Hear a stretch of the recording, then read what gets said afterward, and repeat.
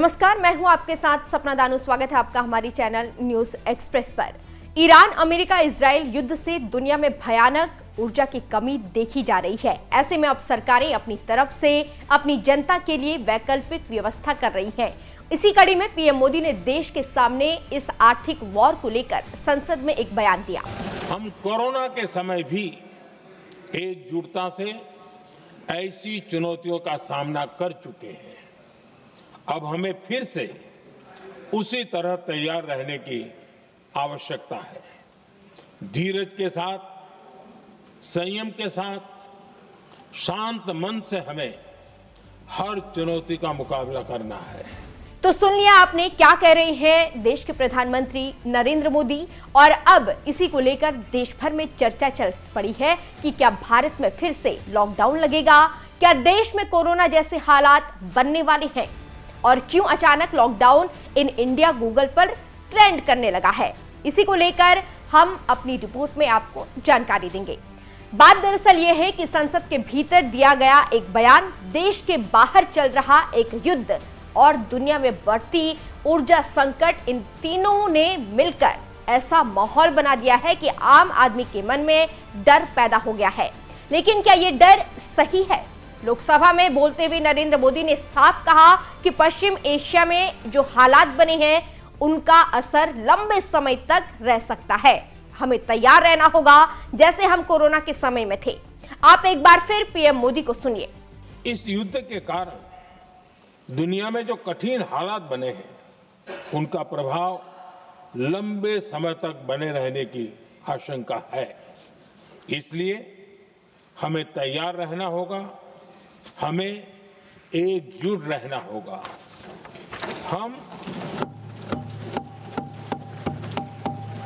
हम कोरोना के समय भी एकजुटता से ऐसी चुनौतियों का सामना कर चुके हैं।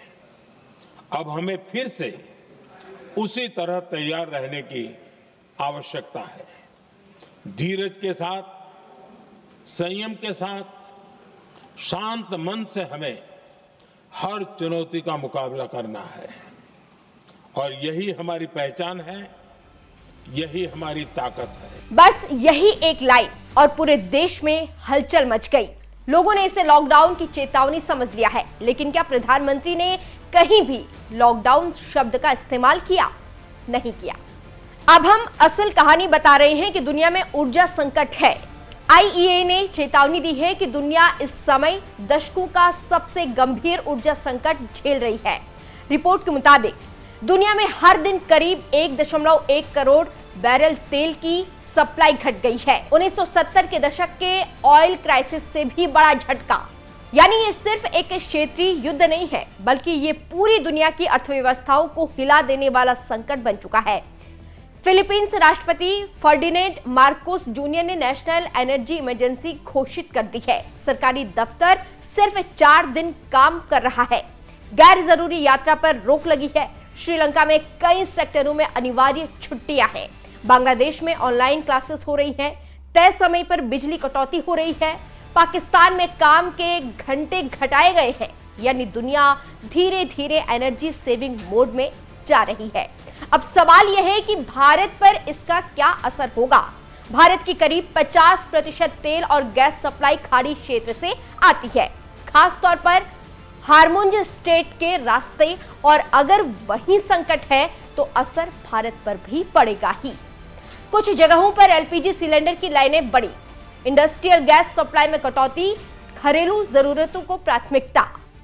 लेकिन जनता घबरा रही है। सरकार ने इस संकट के लिए पहले से तैयारी भी कर रखी है। नरेंद्र मोदी ने संसद में कहा कि भारत अब 41 देशों से तेल और गैस खरीद रहा है।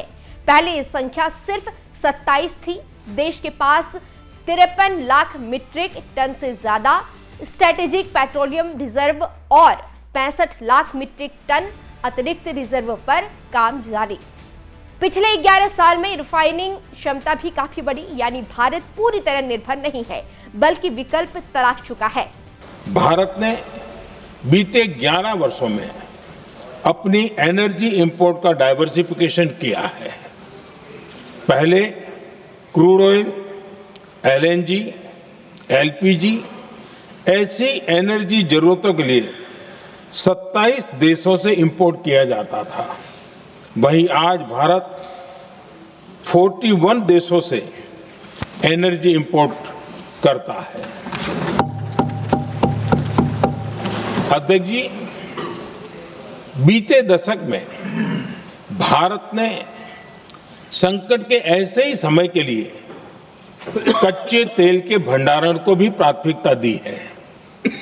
आज भारत के पास 53 लाख मीट्रिक टन से अधिक का स्ट्रेटेजिक पेट्रोलियम रिजर्व है और 65 लाख मीट्रिक टन से अधिक के रिजर्व की व्यवस्था पर देश काम कर रहा है। हमारी तेल कंपनियों के पास जो रिजर्व रहता है वो अलग है। बीते 11 वर्षों में हमारी रिफाइनिंग कैपेसिटी में भी उल्लेखनीय वृद्धि हुई है। अध्यक्ष जी, सरकार अलग अलग देशों के सप्लायर्स के साथ भी लगातार संपर्क में है। प्रयास ये है कि जहां से संभव हो वहां से तेल और गैस की सप्लाई होती रहे। तो फिर सवाल वही है कि क्या भारत में लॉकडाउन लग सकता है? सीधा जवाब नहीं, कम से कम अभी तो बिल्कुल भी नहीं, क्योंकि कोरोना एक महामारी थी जहां लोगों की जान बचाने के लिए घरों में बंद करना जरूरी था। लेकिन यह संकट एनर्जी सप्लाई का है और इसका समाधान अलग होता है। अगर हालात बिगड़ते हैं तो भारत क्या कर सकता है?